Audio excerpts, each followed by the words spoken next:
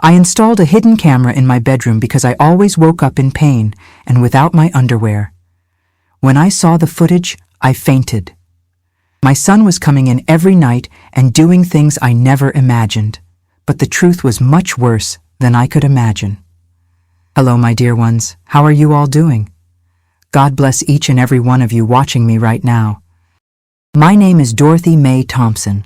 I'm 67 years old, and today I live here in Springfield, Missouri, in a simple but very cozy little house that I built with a lot of hard work alongside my late husband. At this very moment, I'm here at my work table in the back garage, making handcrafted soap with used cooking oil that I collect from my neighbors. Look, the smell of the lye mixing with the oil is strong, but it's a smell that brings me peace, you know? There's something comforting about stirring this thick mixture with the old wooden spoon that belonged to my mother. The foam rises up, nice and white, and I pour it into the wooden molds that my son Michael made for me. Each bar of soap I make here is a small victory, a sign that I'm alive, that I still have purpose in this world. I learned to make homemade soap about 5 years ago, right after my life was turned completely upside down. It was a neighbor here in Springfield, Mrs. Henderson, who taught me. She saw that I was kind of lost, without direction, and she told me, "Dorothy, come learn a little something with me. It'll do you good to keep your hands busy." And she was right, honey. When my hands are busy, my mind is too, and I don't think about bad things. These days, I make soap 3 times a week and sell it at the church craft fair, there at First Baptist Church on Main Street. It's not much money, no, but it helps me buy my medications, some things for the house, and it does me good to get out of the house, talk to people, hear that my soap is good, that it cleans well, that it doesn't hurt their hands. These are the small joys that sustain me, you see? Oh, and you all, my dear ones watching me now, tell me here in the comments, what town are you watching from, and what time of day did you find this video? Early in the morning, after lunch, or in the evening when the sun is setting? I always read all the comments, you know? I'm so happy to know where you're from and when you take a little time out of your day to listen to this grandma's stories. Tell me, okay? Let's make a chain of kindness here in the comments. And if you like what I'm going to tell you today, don't forget to leave a nice like, subscribe to Grandparents' Tales, and hit that notification bell. Each subscription, each like, each comment gives me strength to continue here, sharing these stories that I've carried in my heart for so long. Because, my dear ones, I need to tell you something that happened to me and that almost destroyed me. Something that made me question everything, absolutely everything I thought I knew about myself and about the people I love. It was one of the most frightening and painful things I've ever experienced, and look, I've been through a lot of difficult things in this life. But before I get into this heavy story, let me go back a little in time. Let me tell you how it all started, back in my childhood in Asheville, North Carolina, where I was born and raised. Because to understand what happened to me when I was already a grown woman, with a grown son, you need to know the girl I once was.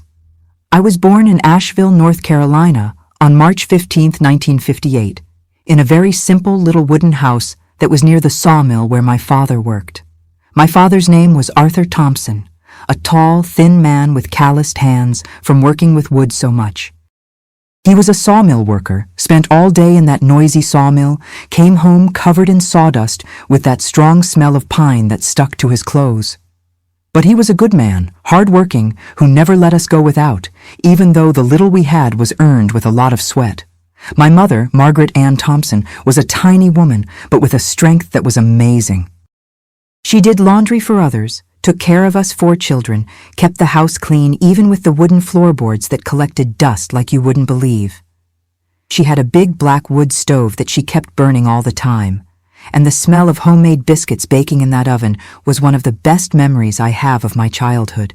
She made biscuits every day, without fail, and those warm little things with butter were the best afternoon snack in the world.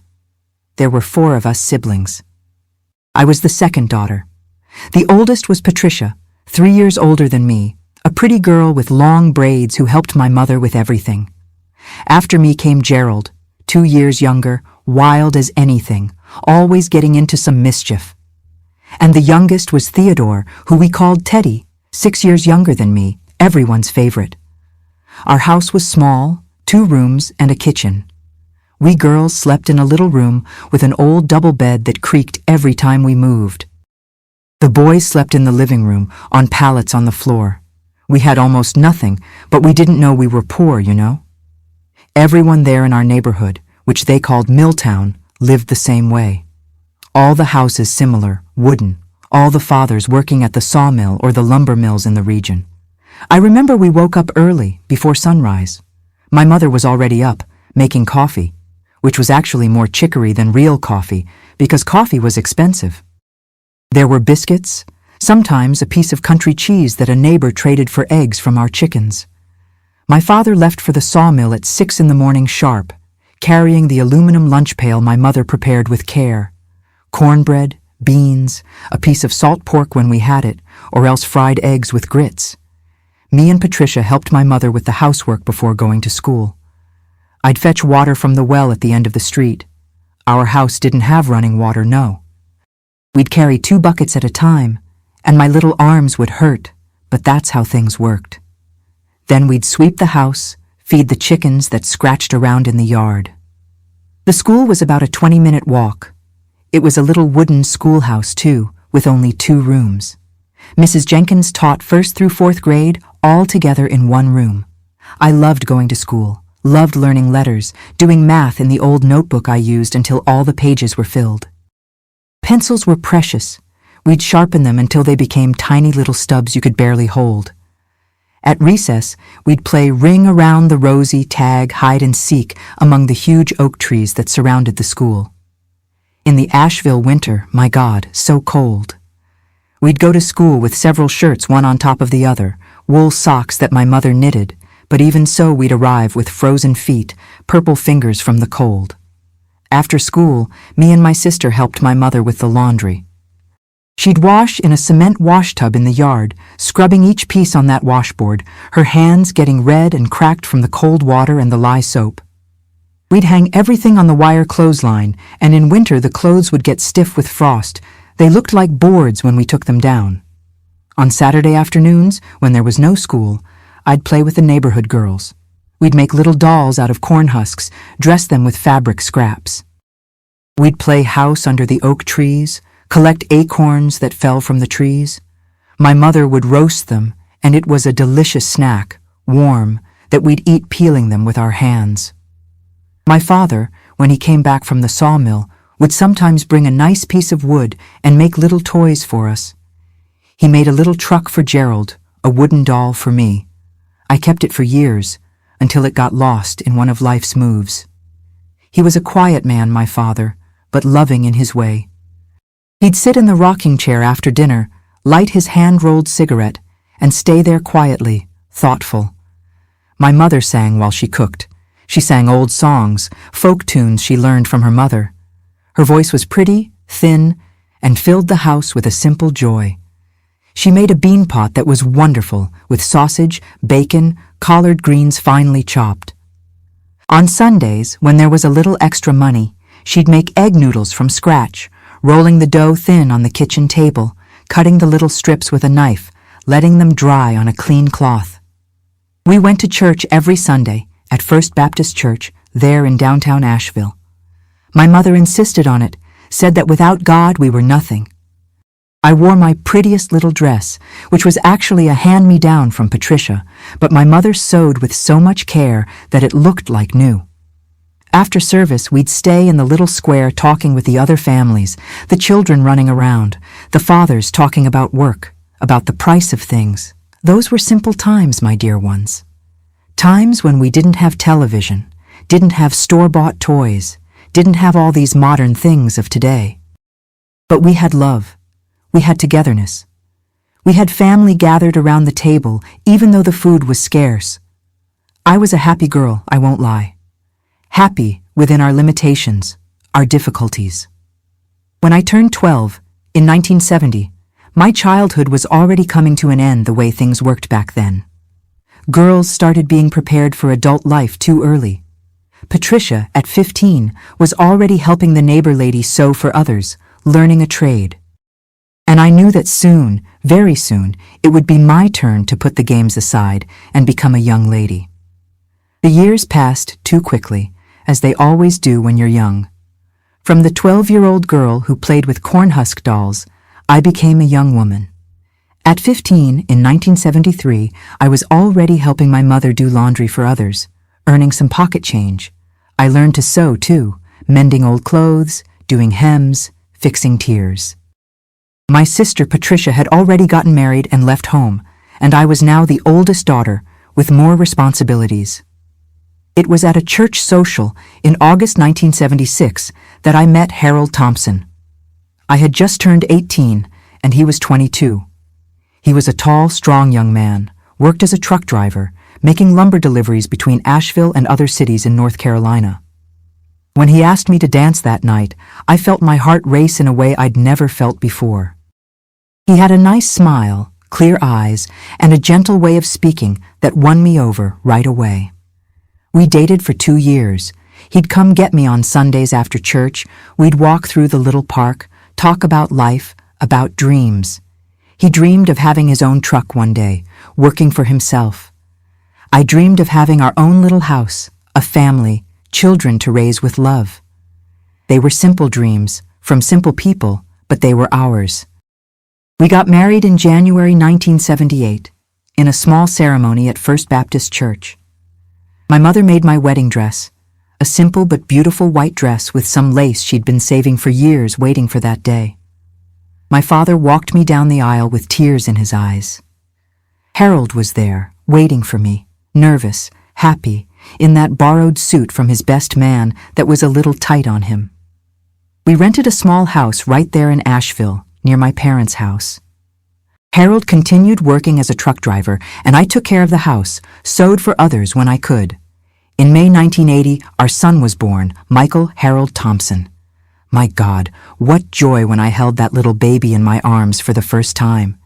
He was chubby, rosy, cried with strength. Harold cried with me at the hospital, holding my hand, looking at our son with a love so big it seemed too much for his chest to hold. The following years were the happiest of my life, my dear ones. Raising Michael, watching him grow, taking his first little steps, saying his first words. Harold was a present father even with the hard work. He'd come back from trips and come all excited to play with the boy, toss him in the air, tickle him. Our house was humble, but it was full of love. When Michael was about 10 years old, in 1990, the sawmill where my father worked closed. The recession had hit hard in Asheville, many lumber mills closing, many people losing their jobs. Harold got a better job in Springfield, Missouri, at a larger trucking company with a fixed salary and benefits. It was a difficult decision, but we needed to think about the future, about Michael's education. So we packed our bags and came here, to this city that became our home. In Springfield, we built our little life again. We rented a house at first. Then with a lot of sacrifice, we managed to buy a lot and build our own little house, the same one I live in today. Michael grew up here, studied here, made friends. Harold worked for over 25 years at the same trucking company, a dedicated, honest man, beloved by all his co-workers. Michael graduated from college, got a good job at an IT company here in Springfield. He married a good girl, Andrea. They had 2 beautiful children, my little grandchildren. Life was complete, you know. I had my husband, my son on the right path, my grandchildren to spoil. What more could a woman want? But then, my dear ones, life showed that it can turn upside down in the blink of an eye. It was in March 2019, just a few days before my 61st birthday. Harold was making a routine delivery, a short trip to Columbia.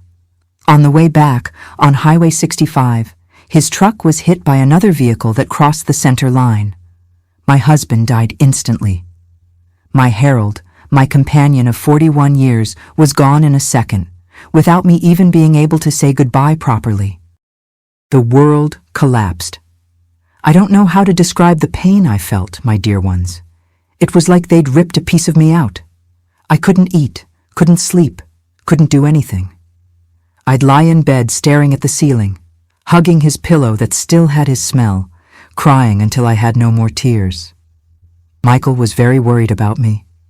He and Andrea took me to the doctor because I really wasn't well. I'd lost weight, wasn't sleeping right, spent the nights wide awake tossing and turning in bed, remembering every moment I lived with Harold. The doctor said I had severe depression, that it was normal after such a great loss, but that I needed help. He prescribed some medications, some strong pills for depression and insomnia.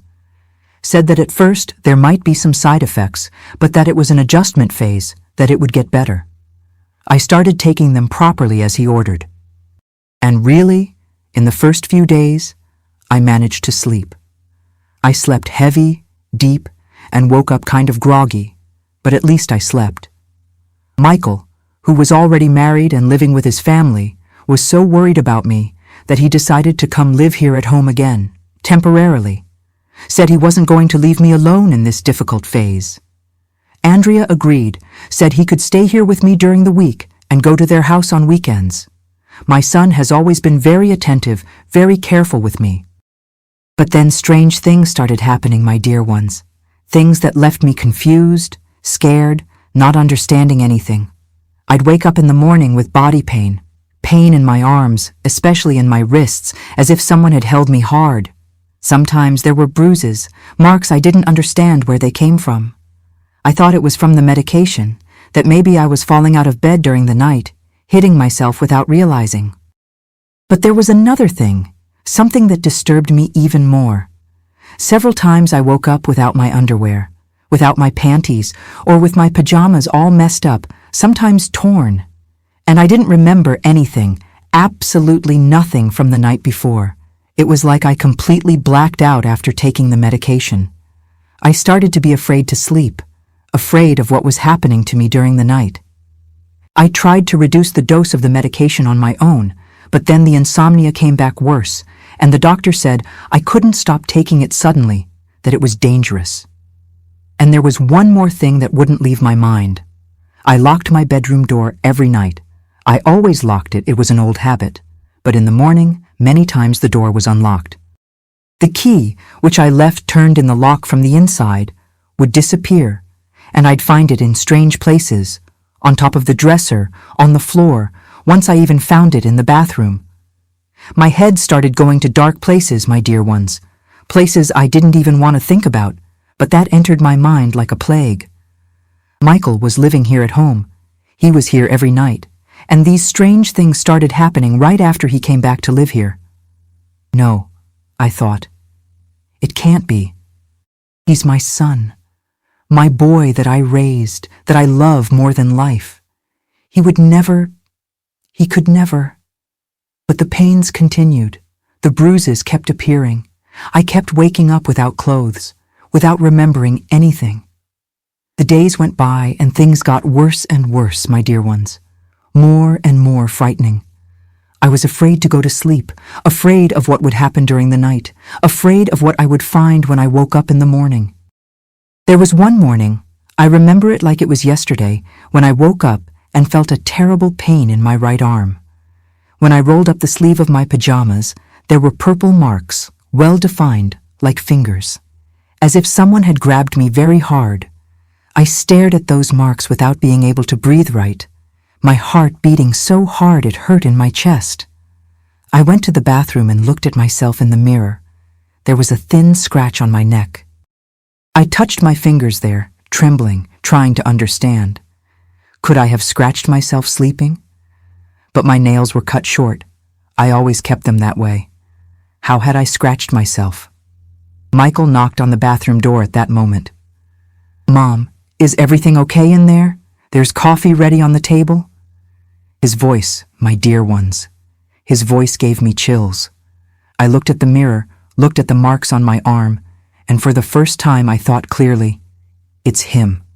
It has to be him. Who else could it be? But how could I think that? How could I believe that my own son, the baby I breastfed, that I raised with so much love, could do such a thing?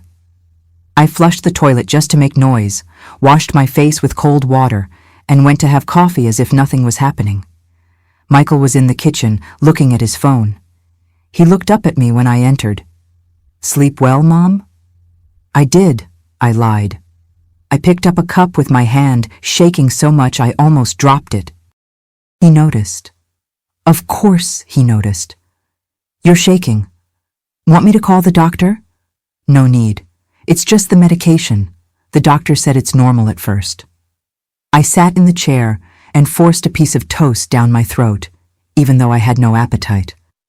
Michael kept looking at me in a strange way. Or was it me seeing things in a strange way? Was I going crazy? I started paying attention to every detail, my dear ones. Every look of his, every word, every movement. When he brought me my medication at night, because he had offered to help me remember to take it, I'd look at the pill with suspicion. Was it really just the medication? Was he giving me something else? One night, I pretended to take it but hid the pill under my tongue. After he left the room, I spit it in my hand and looked. It was the normal pill, the same one the doctor had prescribed. I recognized the shape and color. So it wasn't that, but something was very wrong. I started sleeping with my day clothes under my pajamas, sweatpants, t-shirt, underneath everything. I thought, if I wake up without my pajamas, at least I'll have clothes underneath. It was a desperate attempt to protect myself, to have some control over the situation. It didn't work. There was one morning I woke up just in a t-shirt. The sweatpants had disappeared.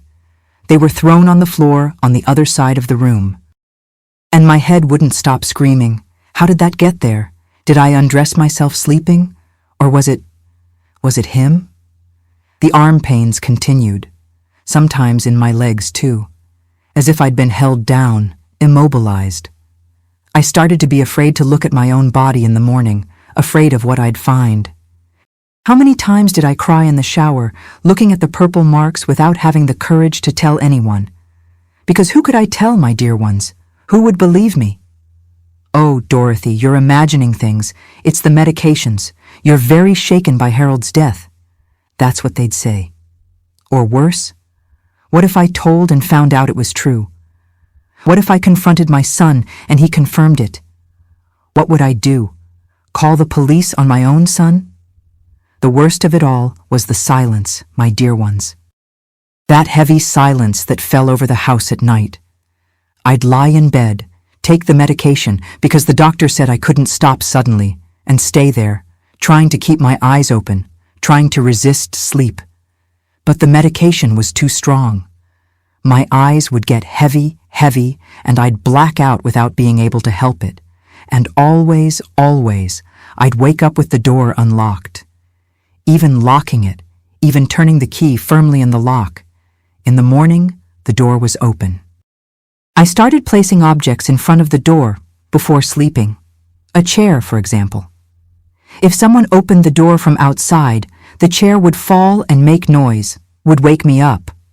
But in the morning, the chair was in its place neatly, as if it had never been moved, and still the door was unlocked and the key had disappeared from its place. One night, I had the courage to ask him. Michael was in the living room, watching television. I sat on the couch next to him, my hands sweaty, my heart racing. "Son," I began, and my voice came out weak, trembling. "Some strange things have been happening to me."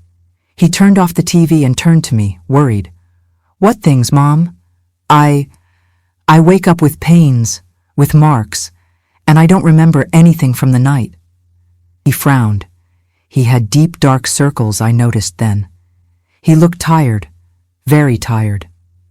"Have you talked to the doctor about this?"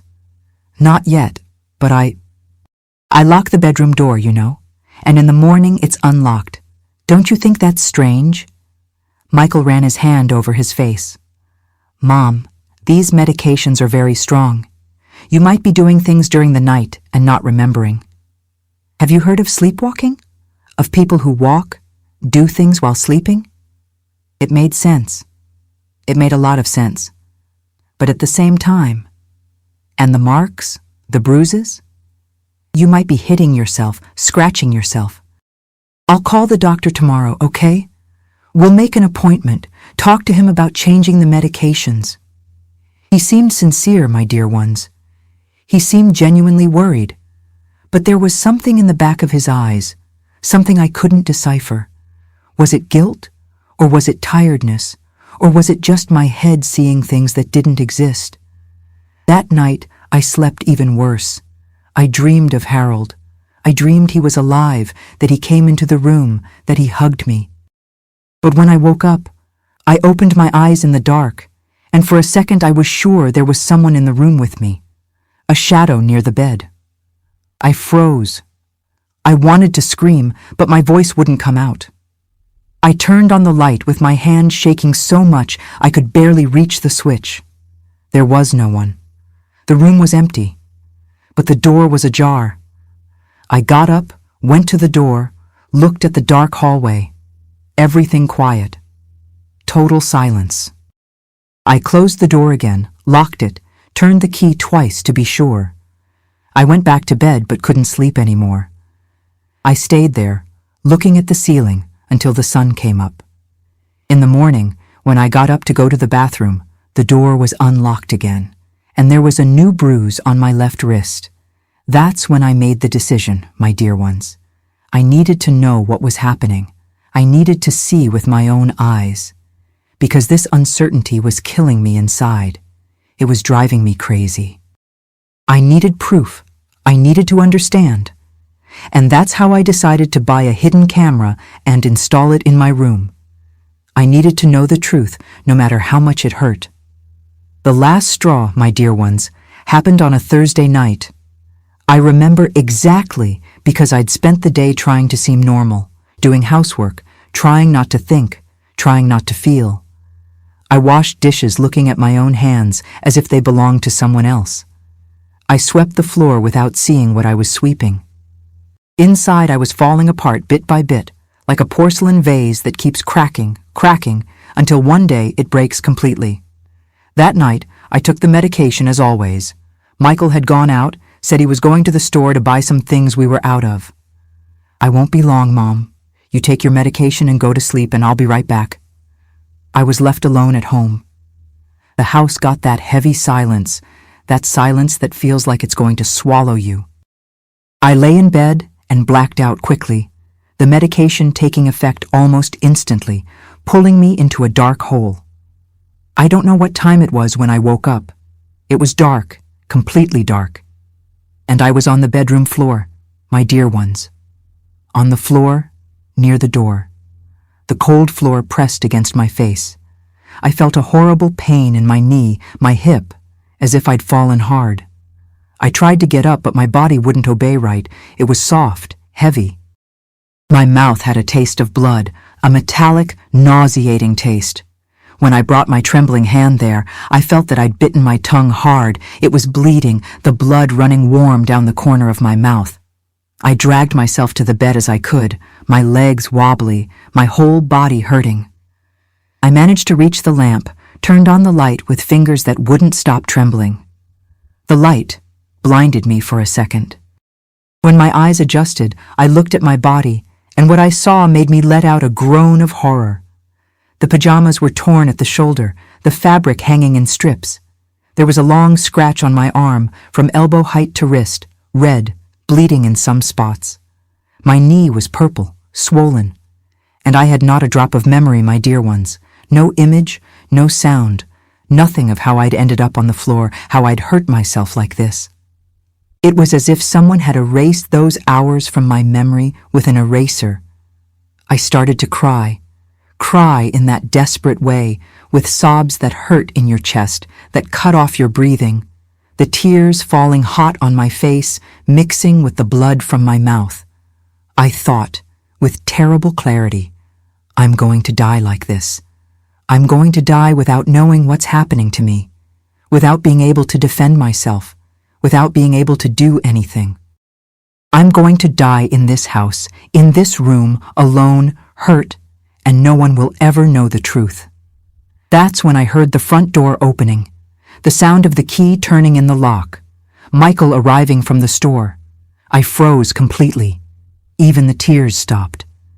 I looked at the clock on the nightstand. It was 3:30 in the morning. 3:30. He'd left saying he was going to the store around 10 at night. 5.5 hours. What store is open until 3 in the morning? Where had he been all this time? What had he been doing? I heard his footsteps in the hallway. Slow, tired steps. Approaching my room. My heart started beating so hard that I thought it would come out of my mouth. I felt it beating in my temples, in my neck, in my chest. He stopped in front of my bedroom door. He stopped there and stayed quiet for a few seconds that seemed like an eternity. Then he knocked lightly on the wood. "Mom?" I saw the light on under the door. "Is everything okay?" I couldn't answer. My voice was stuck in my throat, along with the fear, the panic. I stayed there, sitting on the bed, looking at the door, paralyzed. He knocked again, a little harder. "Mom, I'm coming in, okay? I'm worried." "No." The word came out in a scream, shrill, desperate, full of terror. "Don't come in. Stay there. Don't come near me." Silence on the other side. A heavy, terrible silence that lasted long seconds. I could hear my own breathing, accelerated, gasping. "Mom." His voice came out low, confused, hurt. "Mom, you're scaring me. What happened? Where were you?" My voice came out trembling, accusatory, full of all the distrust that had accumulated in those weeks. "You said you were going to the store. It's 3:30 in the morning. What store is open until this hour? Where were you?"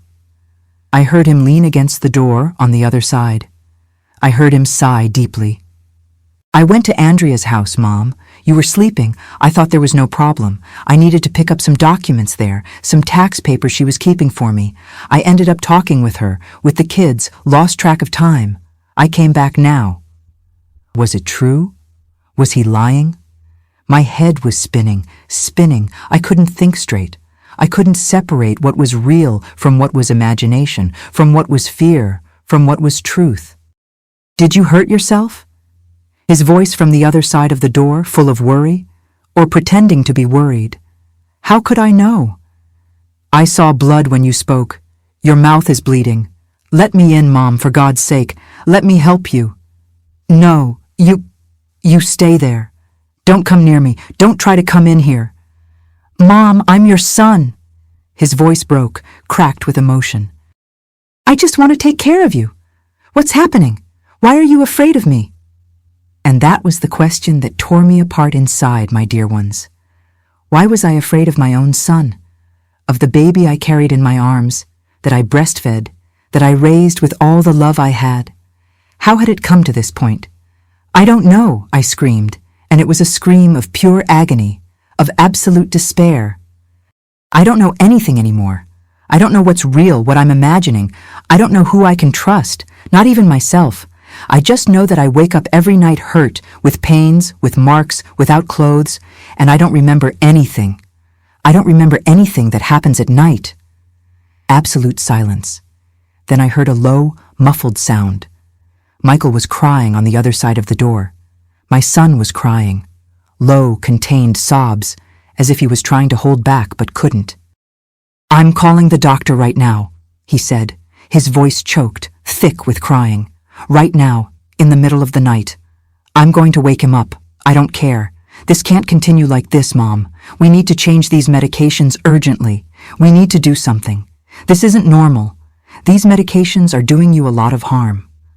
I stayed there sitting on the bed, hugging my knees, rocking back and forth like a scared child, like a crazy person. Michael stayed sitting on the other side of the door. I could hear his breathing there close, heavy, irregular.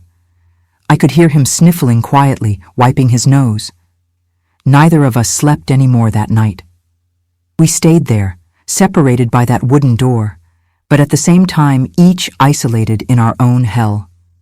When the sun started to brighten, the first rays coming through the window, he knocked on the door again, very lightly, gently. "Mom, I'm going to make coffee. Please, when you feel ready, come down. We need to talk. We need to resolve this." I heard his footsteps moving away, going downstairs. I got up from the bed, sore, broken inside and out, every movement an agony. I went to the closet mirror. The image I saw shocked me deeply, my dear ones. I was pale as a ghost, with deep dark circles, purple, deep like holes, cracked lips, swollen from biting so much during the night, dried blood in the corner of my mouth. My hair completely disheveled, standing up, red, empty eyes. I looked like a possessed woman. I looked like someone who was on the verge of complete madness. And maybe I was. Maybe I'd already crossed that thin line between sanity and madness without even realizing it. I thought about calling someone, my sister Patricia, there in Asheville, a neighbor here in Springfield, someone, anyone who could help me, get me out of there, save me. But what would I say? Hi, Patricia. I think my son is doing things to me at night while I'm drugged on medication. Without proof? Without being absolutely sure? They'd think I was crazy. They'd think it was the depression, the strong medications, the confused head of a widow who couldn't overcome the loss of her husband. What if I really was imagining everything? What if it was all just side effects of the medications, of my disturbed head? What if I accused my son for no reason, destroyed our relationship forever because of paranoia? I'd lose the only son I had, the only family I had left after Harold's death. I sat on the bathroom floor, leaning against the cold wall, and let the tears fall freely. I cried for Harold's death, for the emptiness he left. I cried for the strong woman I'd been once and who no longer existed. I cried for being so lost, so scared, so completely alone in that endless nightmare my life had become. It was there, sitting on that cold ceramic bathroom floor in the darkest moment of my soul, when I thought I had no more strength for anything, that a memory came. An old memory, kept deep in my heart. My father, Arthur. I must have been about 8 years old, maybe younger. I'd gotten lost at the farmer's market in Asheville on a Saturday morning, in the middle of that crowd of people buying, selling, shouting. I was terrified, crying in the middle of so many people, thinking I'd never find my family again.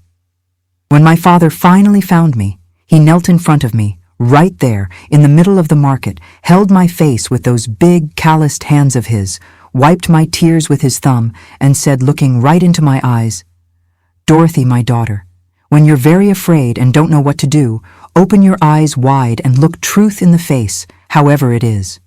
The truth may hurt, may be ugly, may be terrible, but it sets you free. It always sets you free. Open your eyes wide and look truth in the face." That's when I made the decision, my dear ones. Right there, sitting on the cold floor of that bathroom. I needed to see the truth. I needed concrete, irrefutable proof of what was happening during those dark hours. I couldn't live anymore in that torturous uncertainty that was killing me slowly, consuming me from inside. That same day, as soon as I could pull myself together minimally, wash up, change clothes, hide the injuries with long sleeves, I left the house. I told Michael I was going to the pharmacy to get some pain medication. He offered to go with me, but I refused. I needed to do this alone. But I didn't go to the pharmacy. I went somewhere else. I walked to an electronics store near the town square in downtown Springfield.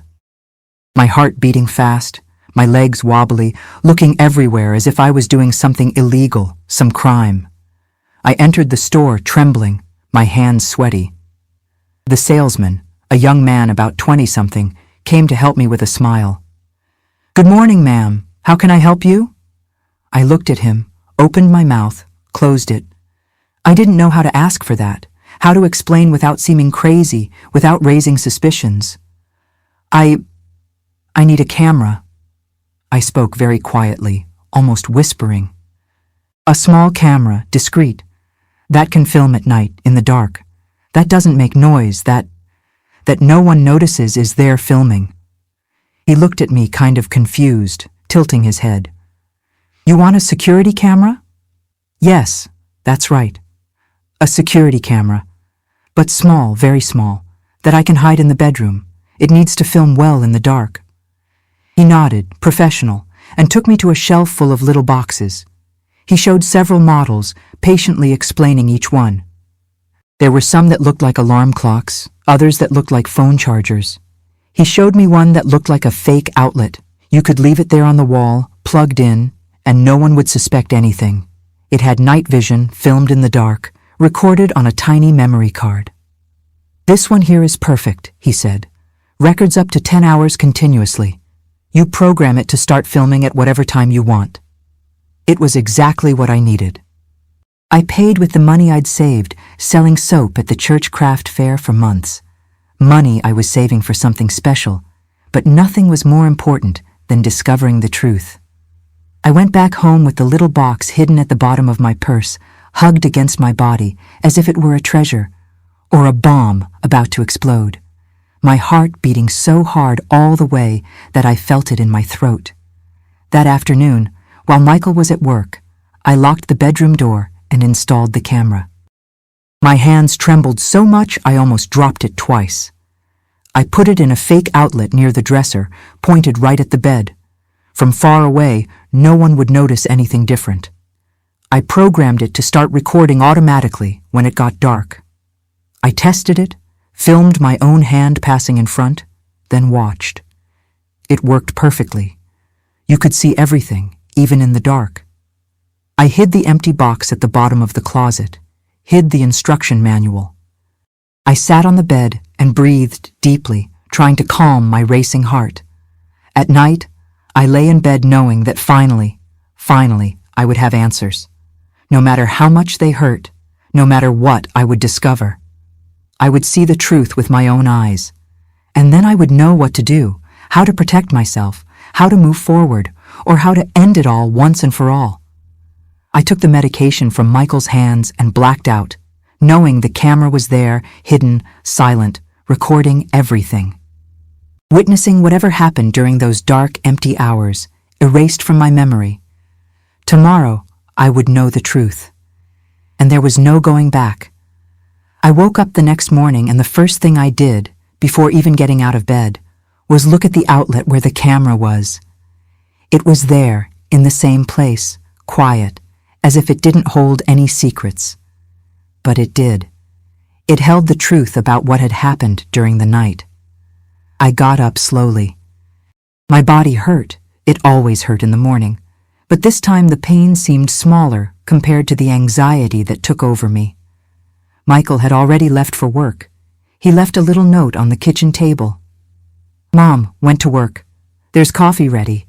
Called the doctor. He can see you at 3 p.m. today. I'll pick you up. Love, Michael." I couldn't have coffee. My stomach was churning, closed. I went back to the room almost running. I locked the door, even knowing I was alone at home. I took the camera from the outlet with my hands shaking so much I almost dropped it. I sat on the bed, took my old cell phone, Michael had taught me to use it a few months ago, and put the little memory card in it with an adapter the salesman had given me. I breathed deeply 3 times before pressing play. My heart was beating so hard I could hear the sound of it in my ears. The screen showed the room in the dark, just with that greenish light from night vision. You could see the bed. You could see me lying there, quiet, sleeping. The clock in the corner of the screen showed 11:47, almost midnight. I fast-forwarded the video. Nothing was happening. I was just sleeping, turned to the side, quiet. I fast-forwarded more. 12:30, 1:15, 2, nothing. I started to think there would be nothing in the recording, that it had been a peaceful night. But then, at 2:47 in the morning, something changed. My dear ones, what I saw on the screen made me hold my breath. In the recording, I moved in bed. It wasn't a normal movement of someone sleeping. It was an abrupt movement, as if I'd been startled. I sat up in bed suddenly, but my eyes were closed. Completely closed. I was sleeping, but at the same time I wasn't. I stayed sitting on the bed for a few seconds, my head fallen to the side in a strange way. Then I got up, still with my eyes closed, and went to the bedroom door. My own hand turned the key in the lock and opened the door. It was me unlocking the door. It wasn't Michael. It was me.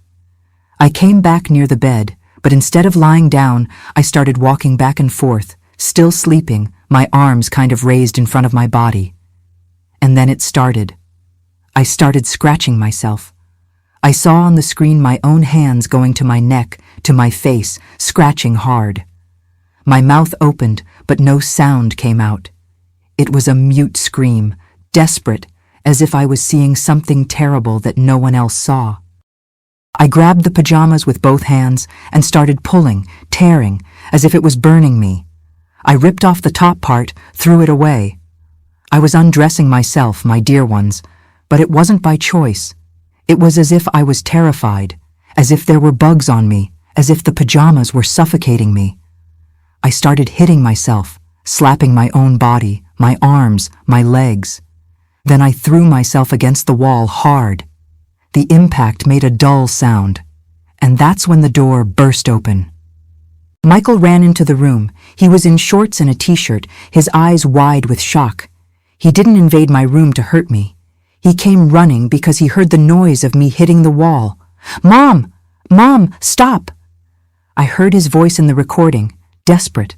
He came toward me, but that version of me in a trance, sleeping but not sleeping, started attacking him.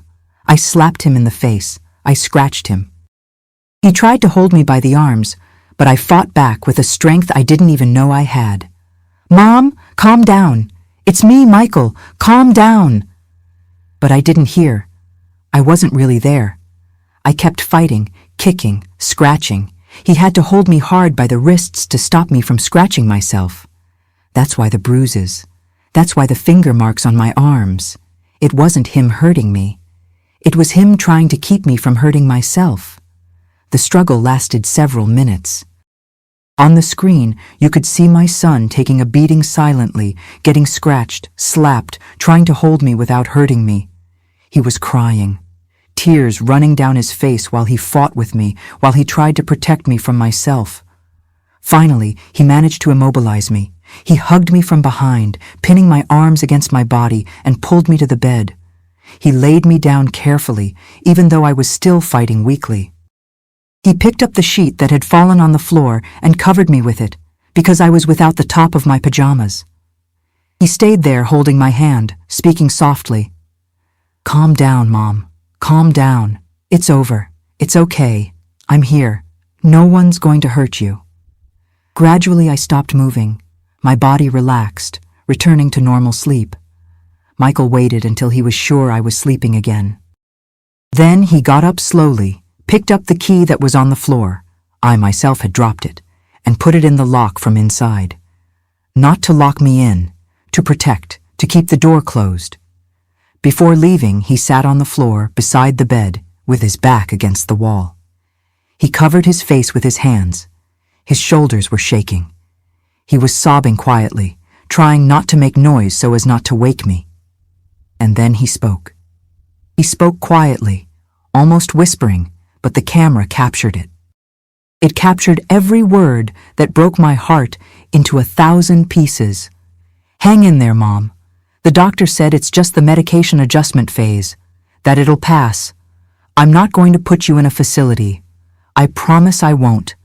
I'm going to take care of you here at home, no matter what happens. You took care of me your whole life. Now it's my turn." He stayed there sitting for about 10 more minutes, just watching me sleep. He had a bleeding scratch on his face, red marks on his arms. Then he got up, turned off the light he'd turned on when he entered, and left the room, closing the door slowly. I paused the video. I stared at the frozen screen, at the image of the empty room, and I broke down. I fell to my knees on the floor and cried like I'd never cried in my life. I cried from relief, from guilt, from shame, from gratitude, everything mixed in a cry that came from deep in my soul. My son was protecting me. He was getting beaten by me every night and didn't say anything, so I wouldn't be embarrassed. He was losing nights of sleep taking care of me, watching, ready to run in when I started having episodes. And I had suspected him. I had thought horrible things about him. I stayed there on the floor, I don't know how long. When I managed to get up, I washed my face, looked in the mirror. I needed to tell him. I needed to ask for forgiveness. I needed to thank him. When Michael arrived to pick me up for the appointment at 3 in the afternoon, I was waiting in the living room. As soon as he came through the door, I got up and went to him. I held his face with both hands. There was a scratch there that I myself had made the night before without knowing. "I know everything," I said, my voice choked. "I saw. I put a hidden camera in the room. I saw everything that happened last night. I saw everything you've been doing for me." His face turned red. His eyes filled with tears. "Mom, No." I shook my head. "Let me speak. Forgive me, son. Forgive me for doubting you, for thinking bad things. You were saving me, and I didn't know. You were protecting me from myself." He pulled me into a tight hug, and we stayed there, both crying, hugging each other in the middle of the living room. My son, my boy, my protector, my hero. "The doctor said this side effect would pass," he said, his voice muffled on my shoulder. "Said it was common at the beginning of treatment, that some people have night terrors, aggressive sleepwalking. He asked me to watch you, not to let you hurt yourself. I didn't want to tell you because you were already suffering so much. I thought it would make it worse." "How long?" I asked. "How long have you been doing this?" 3 weeks, since I started living here again. 3 weeks waking up in the middle of the night. 3 weeks taking beatings silently. 3 weeks protecting me without asking for anything in return. We went to the appointment together. We told the doctor everything. He changed my medications right away, apologized for not warning better about the side effects, said that with the new medication, there wouldn't be these episodes anymore. And there weren't, my dear ones. With the right treatment, the nights of terror ended. And my son continued living with me a while longer, just to make sure I was okay. Today, when I look back, I see that it wasn't abuse. It was love, the purest and truest love that exists, of a son taking care of his mother, even when she didn't know she needed to be cared for. 6 years have passed since those terrible days, my dear ones. 6 years that brought me back to life, that showed me I still had a lot of story to live, a lot of joy to feel. Today, at 67 years old, I wake up every day here in my little house in Springfield, thanking God for being alive, for being whole, for having had the courage to seek the truth that night. I wake up without fear. That's such a great blessing that sometimes I stop in the middle of what I'm doing just to give thanks. My routine is simple, but it's mine, and I love every little bit of it. As I told you at the beginning, I make handcrafted soap 3 times a week. I wake up early, around 6 in the morning, have my coffee, now it's real coffee, not chicory anymore, and go to the work table in the garage. The smell of the lye mixing with the used oil, the sound of the wooden spoon stirring the mixture, all of this has become a kind of meditation for me. While I stir the soap, I think about life, about the good things that happened, about the obstacles I overcame. Every Tuesday and Thursday morning, I go to the church craft fair at First Baptist Church on Main Street. I set up my little booth with the soap bars nicely arranged, some wrapped in craft paper with a little string, others with lavender scent that I learned to make with Mrs. Henderson. The customers already know me. They stop to chat, tell me about their lives. I've become friends with a lot of people there. There's Mrs. Wilson, who buys 6 bars every month. There's Christine, who always asks me to make that special soap for baby clothes that's very gentle. It's these small connections that make my days meaningful. Michael comes to my house at least twice a week, always at lunchtime or in the late afternoon. We learned to talk about what happened, you know? At first it was difficult, we avoided the subject, but over time we understood that we needed to talk, that we needed to heal those wounds together. Today we even laugh about some things. It's not a mocking laugh, but one of relief, of overcoming. He brings the grandkids to visit me on weekends.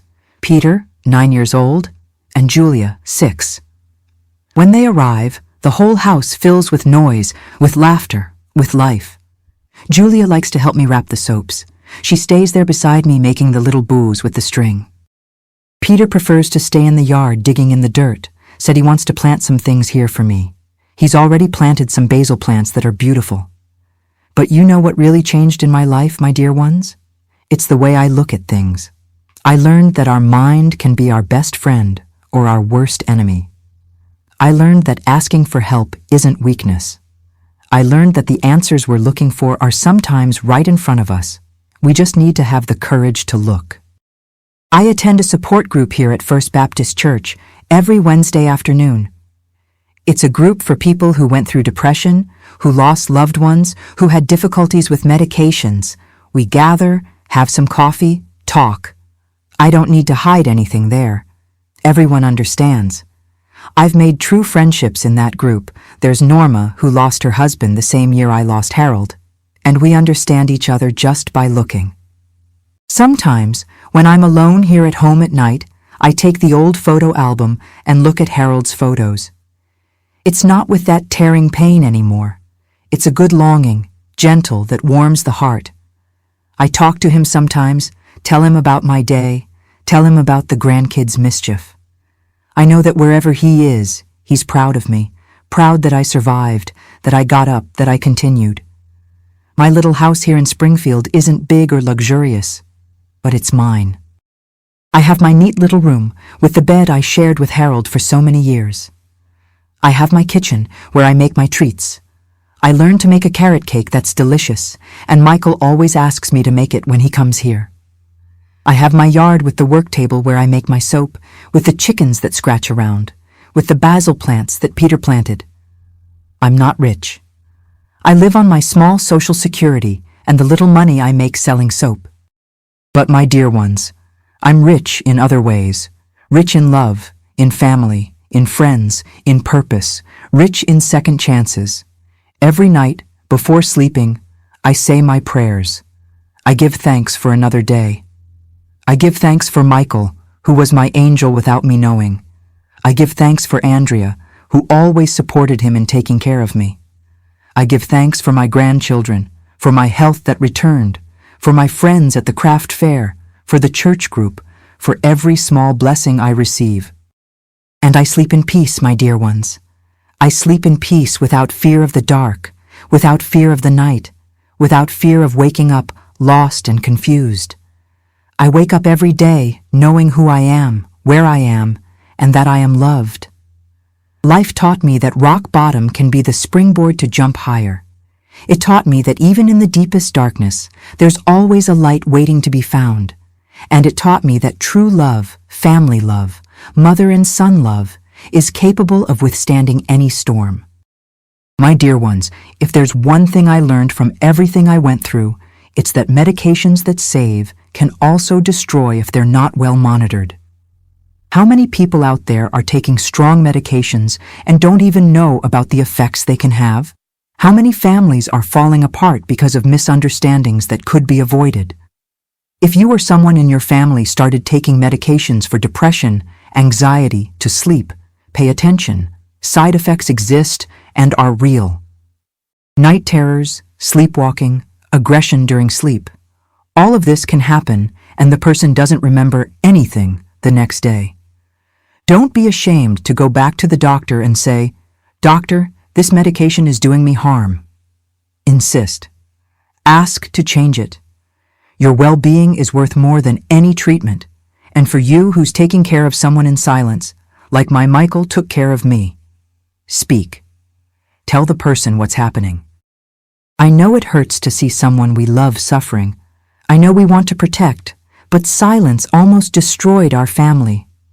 The truth, however painful it may be, is always better than doubt. I learned that when something seems wrong, when your body is screaming that something wrong is happening, you have to investigate. Don't let anyone convince you it's in your head. Seek answers, seek help. Install a camera if necessary, but find out the truth, because living in uncertainty is a hell no one deserves. I learned that the human mind is powerful, but also fragile. That medications mess with chemicals in our brain that we don't even imagine. That the same pill that lifts one person from depression can throw another into a nightmare. I learned that true love doesn't make noise. that sometimes the person who loves you most is the one taking beatings silently to protect you. That family is about holding the hand of the person you love even when they scratch you unintentionally. And I learned above all that it's never too late to start over. At 61, I thought my life was over. Today, at 67, I see that actually it was just beginning again. So, my beloved ones who followed me to the end, I want to make a request from the bottom of my heart.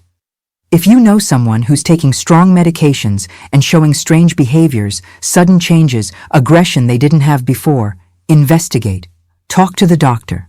Film if necessary. But don't let it pass, because it might be a side effect that has a solution. And you who are watching this now, did you subscribe to Grandparents' Tales? Activated the bell? Because these stories I tell here aren't just for entertainment. They're to save lives, to open eyes, to show that we're never alone in our struggles. Each subscription gives me strength to continue telling, to help more people. Do me a favor, go to the comments now and write the word truth. Just that word, truth.